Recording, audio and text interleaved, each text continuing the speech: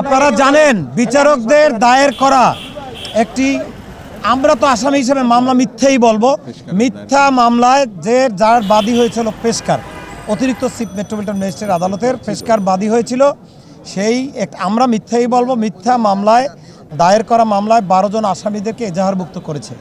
একজন আসামি আমাদের অ্যাডভোকেট সাদিউল লিঙ্কন, যিনি বরিশাল বারের সভাপতি, তাকে সরাসরি যেদিন মামলা হয়েছে সে মামলা এজাহার হওয়ার পূর্বেই 4-5 ঘন্টা পূর্বেই তাকে গ্রেপ্তার করেছে।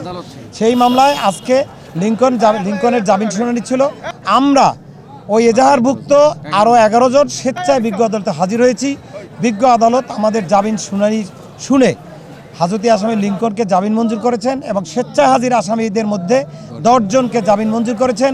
একজন আসামি মিজানুর রহমান রাজুকে সে হাজতে প্রেরণ করেছেন, তার জামিন নামঞ্জুর করেছেন।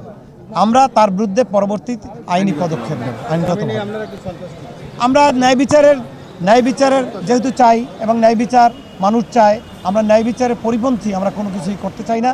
আমরা আদালতের আদেশে সন্তুষ্ট।